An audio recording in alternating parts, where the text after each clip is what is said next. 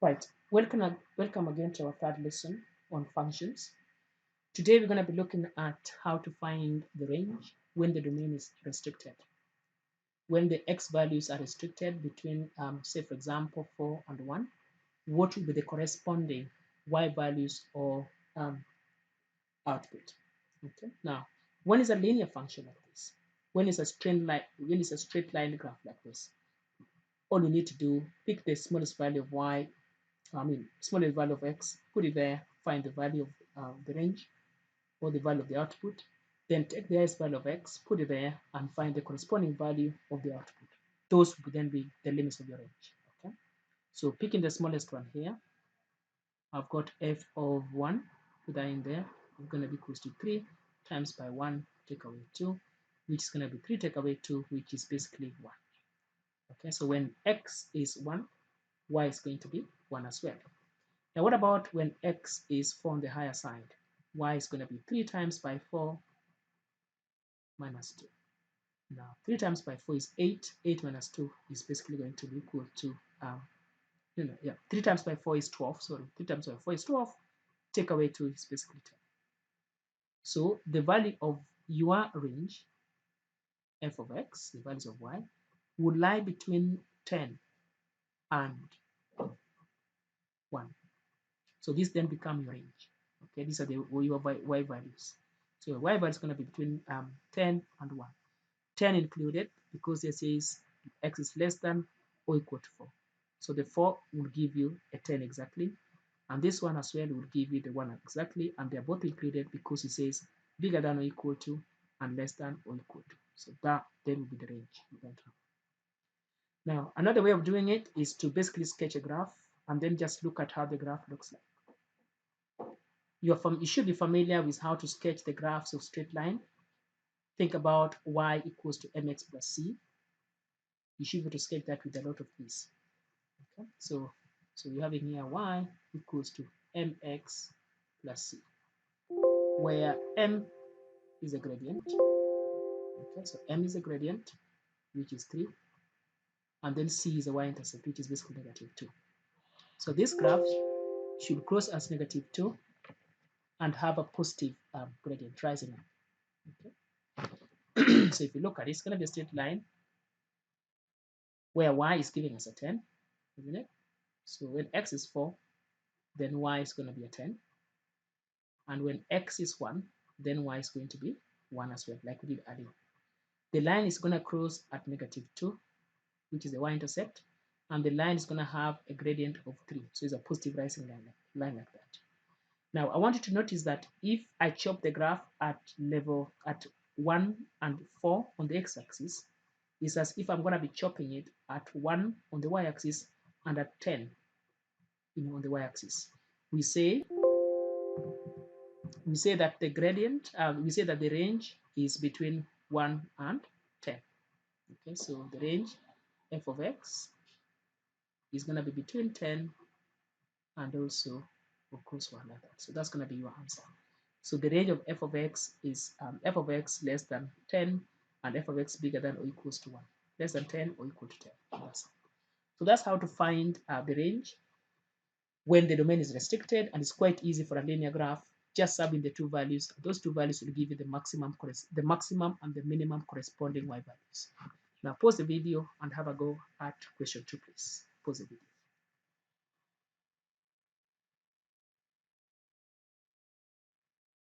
Okay, well done. So hope you tried it.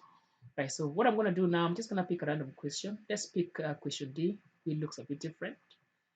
This question here is still a linear function.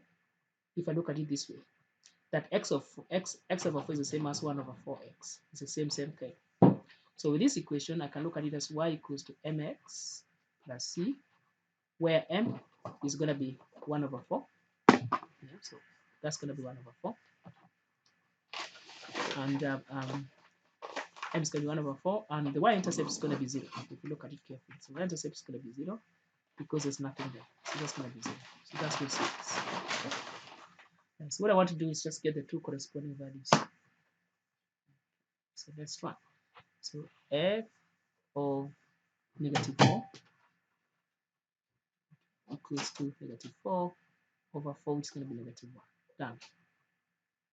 And when on the higher side, f of 8, x is going to be equals to 8 because x is 8 over 4, which is going to be what? 2. Okay. So therefore, your range is going to be between negative 1 and 2. So you say f of x.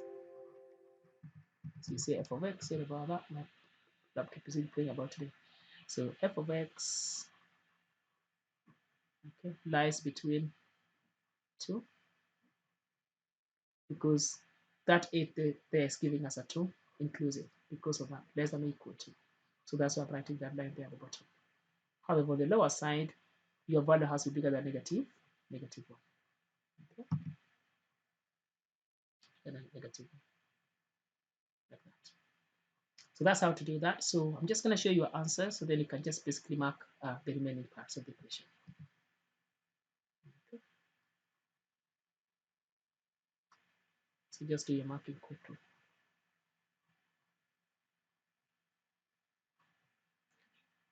As I say, the linear graphs are quite easy, the straight line graphs. Pick the two values, bigger and smaller. They should give you the corresponding higher value and lower values of x. They should give you the corresponding lower and higher values of y or f of x. All you need to do is just to sub them in. So hope you did well on that. Now, I would like you then to try functions that are not linear. They're not straight line graphs. And before you try that, I'm just going to show you a quick example. Just going to show a quick example. Just going to show a quick example. As if I have, say, the line x-axis and y-axis like that. Now, pretend that I have got my graph there, which is y equals to x squared. Yeah. So y equals to x squared graph, that one there. Now, you can see that the minimum value is going to be equals to what? To 0 on the y-axis. So for this graph, we can say that f of x, which is going to be the y value, is bigger than or equal to 0. If it's starting from 0, then we say bigger than or equal to 0 there. So that's going to be the minimum value of y. However, the maximum value now will depend on what this value here is. Say, for example, x is 3. Now, when x is 3, y is going to be negative. Now, when x is 3, y is going to be 9 because you do 3 squared, it's going to be 9.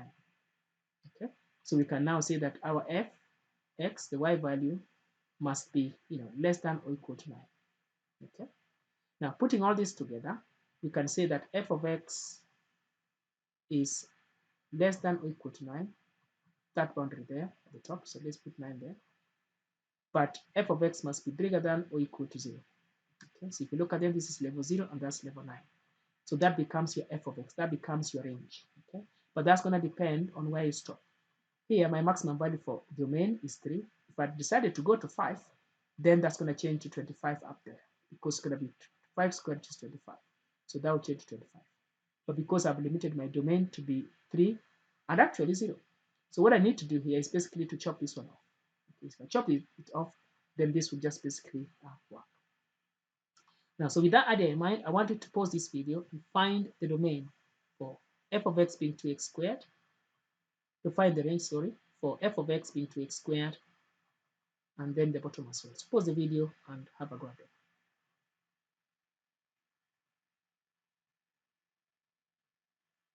Okay.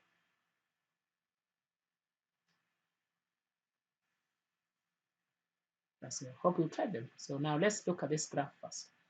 Now, if I scale that graph, the graph will look like this. This is x-axis, and that's going to be y-axis.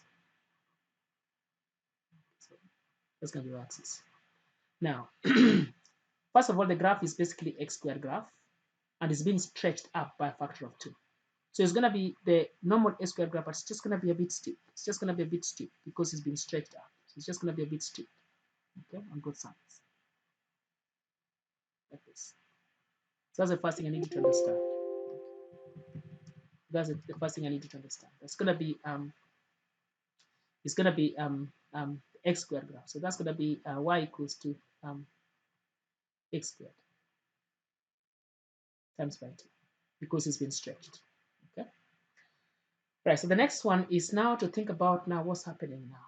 When x is 5, what's the value of y going to be? We can see that the minimum we are having here is going to be 0. You can see that on this axis here. So that's going to be 0. And we can see that when x is 5, if we put the value of y here, if you put the value of x here, we're going to end up with 5 squared, which is 25. 25 times 2 is going to be 50. So what we are saying is that this level here, okay, then why not things going about it. So this is going to be 50. This.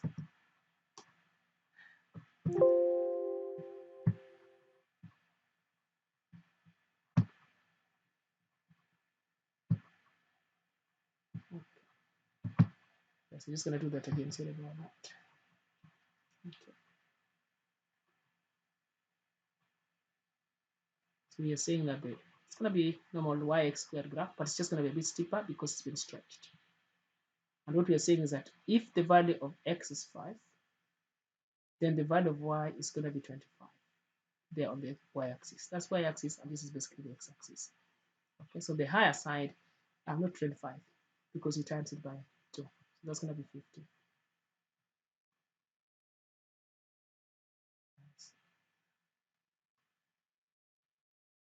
That's going to be 50.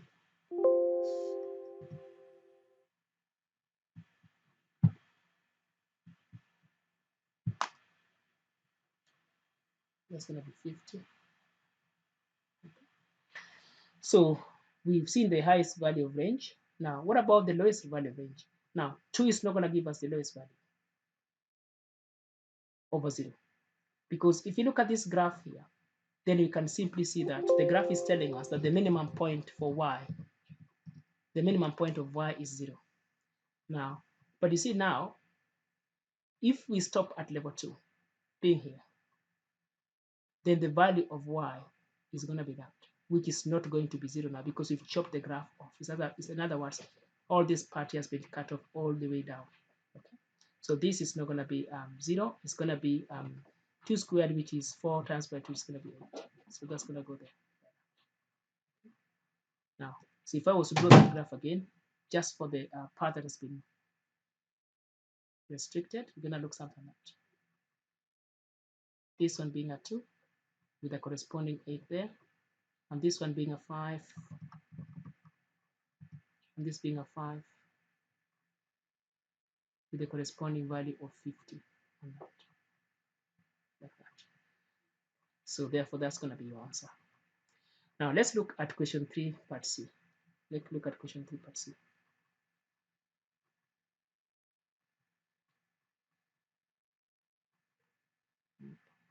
Question 3, part C. Right, so this one again, we need to be able to sketch this graph, and those who have done transformation, you should know that this is basically a normal XY graph, which is this one here, a squared graph, yeah, which stops at the center. So it looks something like that. But because you're taking away 1, you're just basically going to move the graph down to -2. So it's going to look something like that. This is going to be -2 at the bottom there, the y. Okay, so it was originally here, it's just moved down there if you're transforming. Right, so that's what we want to do now. The highest value of x is 3. If you put 3 there, it's going to be 9, take away 1, which is 8. So we say that when x is 3 there, then the highest value is going to be basically 8. That's what we're saying. Now, if x is -2, it's not going to give us -1 as the minimum. That's going to be when x is 0. But this thing has been taken all the way to -2, which is basically somewhere here. So if x is -2, I'll put it there. If x is -2, then what's going to happen is y is going to be -2 squared, which is 4. 4 minus 1 is going to be 3. So this is going to be on level 3. So if I put that there, I pretend, so that's going to be basically on 3. Okay. So -2 is going to give us a 3 on the y, and this is going to give us an 8. It's tempting now to say that The domain for this graph will now be between 0 and 8, because the whole graph, the whole graph, the whole graph has the minimum point as -1. Okay, so now we need to decide therefore now what answer we're going to go for. Do not go for 3, because 3 is not going to be the minimum point. -1 is the minimum point, because even 0 is included in these particular boundaries. So I've got -2 all the way to 3, which means that the 0 I'm talking about, the x being a 0, will give me the minimum point. So the minimum point for the graph is -1, and the maximum point is going to be 8. So you can see that f of x is between 8 and -1. Okay. So if I just run through that again,